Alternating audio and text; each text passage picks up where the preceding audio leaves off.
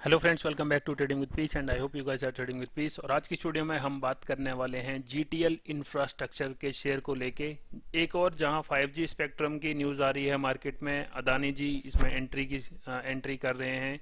साथ ही साथ 5G की जो 20 तारीख 20 जुलाई को रखी गई है उसकी एक स्पेक्ट्रम की बिडिंग डेट, तो उसमें सारे major player Reliance, Airtel, Idea, Vodafone और साथ ही साथ अदानी साहब भी इस मार्केट में आने वाले हैं। तो इसी को लेके लोगों को लग रहा है कि अब जीटीएल इंफ्रास्ट्रक्चर यानी जो जीटीएल इंफ्रा का शेयर है इसमें एक तेजी आ सकती है, और तेजी के संकेत एक महीने पहले से हमें देखने को मिल रहे हैं। अगर आप चार्ट देखोगे, इसका चार्ट पे भी आते हैं, पहले अगर आप लोग देखोगे तो एक महीने में इसने लगभग 8% का रिटर्न दे दिया है। नंबर कम है बट आप लोग देखोगे 8% का रिटर्न दे दिया, और पिछले 5 दिन में ही ऑलमोस्ट 12.5% का रिटर्न अपने शेयर होल्डर्स को दे चुका है। कहाँ पे है स्टॉक अभी आप लोग देख सकते हैं, जो ये वीक वाइज चार्ट खोल रखा मैंने, और अभी 1.35 1 रुपया 35 पैसे पे स्टॉक चल रहा है। अब जैसे जैसे मार्केट में 5G की लॉन्चिंग पे खबर आ रही है, वैसे वैसे लोगों का रुझान कुछ ऐसे सस्ते मल्टीबैगर्स पे भी जाता है। उन्हें लगता है कि 1 रुपये का शेयर खरीदूंगा और वो रातों रात 100 रुपये 200 रुपये में बेच के अमीर बन जाएंगे। तो दोस्तों ऐसा होता नहीं है, बट आप अगर थोड़ी बहुत एनालिसिस करते हैं तो अपना जो पैसा है आप उसको रिस्क मैनेजमेंट के साथ ऐसे स्टॉक्स में लगा सकते हैं जिनको आपको लगता है कि कहीं ना कहीं 5G आने से कुछ फ़ायदा होगा। तो जीटीएल इंफ्रास्ट्रक्चर का अगर आप लोगों को बिजनेस नहीं पता तो मैं आपको बता दूं, टावर्स बेस्ड कंपनी है, ये टावर्स प्रोवाइड करती है। और पहले इनका बहुत अच्छा मार्केट में नाम भी हुआ करता था, बट अभी आप देखोगे थोड़ा बहुत डाउन ट्रेंड में है शेयर। तो इस कारण incorporated in 2004, GTL infrastructure is the business of providing shared passive telecom infrastructure in India. तो जो टावर बनाते थे उनको शेयर्ड सर्विसेज में ये अलग अलग कंपनियों को रेंट पे देते थे। तो अभी जो करंट प्राइस चल रहा है 1.35, मार्केट कैप है 1704 करोड़ का, और इस पे जो आप कर्जा देखोगे तो 4872 करोड़ का इस पे कर्जा है।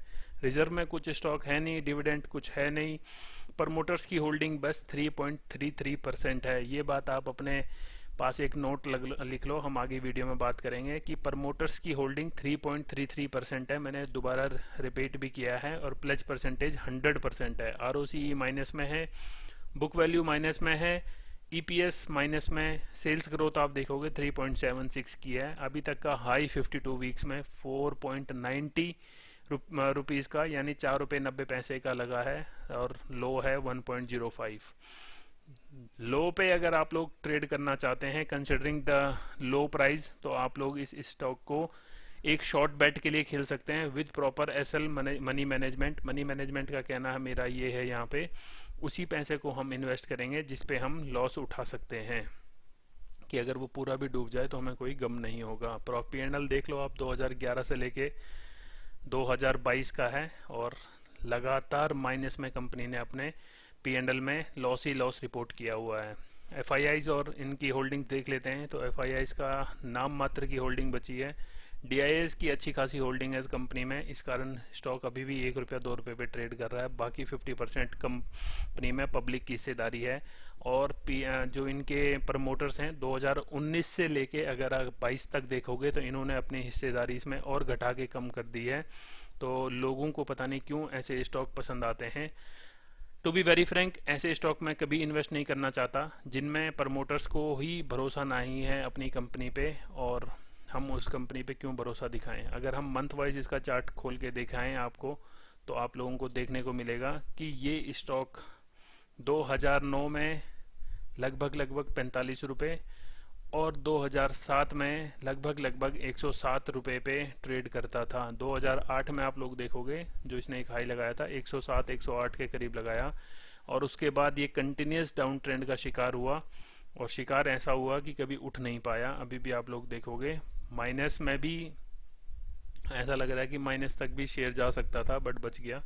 50 पैसे यानी कहाँ 107 का स्टॉक और 50 पैसे 0.50 पैसे का स्टॉक बचा हुआ आके।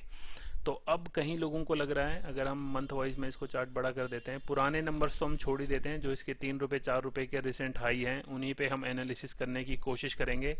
और टू बी वेरी फ्रैंक, जो छोटे स्टॉक्स होते हैं, जो भी आप पेनी स्टॉक्स होते हैं जिनको आप मल्टीबैगर बनाना चाहते हैं, तो उनमें टेक्निकल नाम का कुछ हो ही नहीं सकता, क्योंकि वो बहुत ही जल्दी उनका जो मार्केट कैप है बहुत जल्दी वॉलेटाइल हो जाता है। तो एक बस छोटा मोटा आप चार्ट एक देखने के लिए यूज़ कर सकते हो, but technical analysis you can only do with good stock with good market cap and good liquidity in good liquidity, यानी जिसमें कि ठीक ठाक ट्रेड भी होता हो, मार्केट कैप अच्छा बड़ा हो, उनको जल्दी से कोई हिला ना पाए। तो अगर हम इसमें इस वाले स्टॉक को अगर मैं आपको बताऊं, तो अगर आप इसमें खरीदने की सोच ही रहे हैं कि अगर आपको इस न्यूज़ से जो 5G का न्यूज़ आ रही है उससे अगर आपको लगता है कि इस कंपनी को कुछ प्रॉफिट होगा, जो कि मुझे लग रहा है कि ऐसा कुछ आने वाली बात नहीं है। जिस हिसाब से न्यूज़ लोगों को लग रहा है पता नहीं क्या हो जाएगा, बट ऐसा कुछ नहीं है, क्योंकि 2008 के बाद 3G भी आया, 4G भी आया, अब 5G आने वाला है। बट स्टॉक आप लोगों के सामने है कि स्टॉक ने कितना अच्छा परफॉर्म किया है। बट स्टिल जो 1 रुपया से 1 रुपया 35 पैसा इन्वेस्ट करके चाहते हैं कि हम 2 रुपये 3 रुपये पे निकल जाएंगे, उनके लिए मौका है। अगर वो चाहते हैं तो मौका वो यूज़ कर सकते हैं। और मौका आप लोग अगर देखें तो इसमें हम एक ट्रेंड लाइन, जो शॉर्ट टर्म की एक ट्रेंड लाइन हम डाल के देखते हैं, तो आप लोग देखोगे ये ट्रेंड लाइन इसमें एक अच्छी खासी रेजिस्टेंस का काम कर रही है, और ये वाली जो इसकी ट्रेंड लाइन है ये अच्छी खासी इसमें सपोर्ट का काम कर रही है। तो इस हिसाब से अगर आप ट्रेड करना चाहते हैं, और फिर से मैं आपको बताना चाहूँगा कि 3.33% प्रमोटर्स की होल्डिंग है, जो कि उन्होंने कंटिन्यूस कम की है 2019 से। एफआईआईज ने कुछ रखा नहीं है, बहुत नॉमिनल अमाउंट रखा हुआ है। डीआईआईज का अच्छा खासा स्टेक है।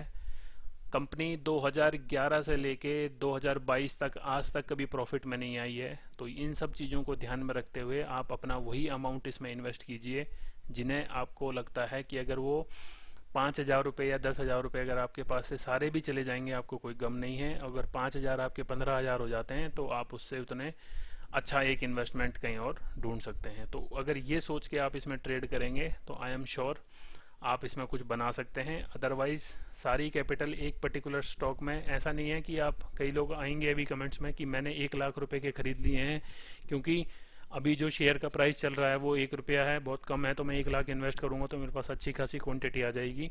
तो फ्रेंड्स, ऐसे स्टॉक में कई बार ऐसा होता है कि आप सेलिंग करना चाहेंगे बट स्टॉक आपके पोर्टफोलियो से कभी निकलेगा नहीं, खरीदार नहीं मिलेगा आपको, आपका ऑर्डर पेंडिंग ही रह जाएगा। तो ये बात भी आप रखना ध्यान में। आई होप आपको पता भी हो, बट जो नए लोग हैं उनके लिए एक बात ये बता दूं कि ज़्यादा बड़ी क्वांटिटी कई बार मार्केट में बिकती भी नहीं है। और ये अच्छे खासे बड़े स्टॉक्स में भी मैंने देखा है, जब हम एक अच्छी खासी क्वांटिटी लेते हैं इंट्राडे ट्रेड में, मैंने फ्राइडे के दिन भी देखा है कि इंट्राडे में मैं उसे बेच रहा हूँ 57 के एक टारगेट पे, बट वो बिकने को तैयार नहीं, क्योंकि कोई खरीदार उस टाइम होता नहीं है। तो इसलिए आप अपना अमाउंट, अपना पैसा ध्यान से सोच समझ के आप इसमें इन्वेस्ट कीजिए। और अगर जो टेक्निकल्स की है, मैंने आपको बता ही दिया है कि इन स्टॉक्स में उतना टेक्निकल काम नहीं करता, बट थोड़ी बहुत अगर आपको चाहिए तो हमने ये जो ट्रेंड लाइंस लगाई हैं, और रिसेंट जो इसका एक हाई लगा है उसको हम टारगेट मान सकते हैं कि पहला टारगेट जो मुझे लगता है इसमें लगभग 3 रुपये 2 रुपये के आसपास भी जा सकता है। और अगर रिवर्स करने की बारी आती है तो पहला इसको 2 रुपये 30 पैसे को क्रॉस करना पड़ेगा अच्छे से, उसके बाद इसमें कुछ देखने को मिल सकता है। 50 पैसे 60 पैसे 1 रुपया के लिए ट्रेड कर रहे हो तो again invest your money wisely. ऐसा नहीं है कि 5G आने से इसके पूरे दिन बदल जाएंगे।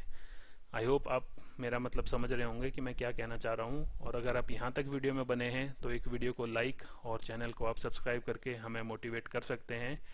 Till then, thank you so much and trade with peace. Bye bye.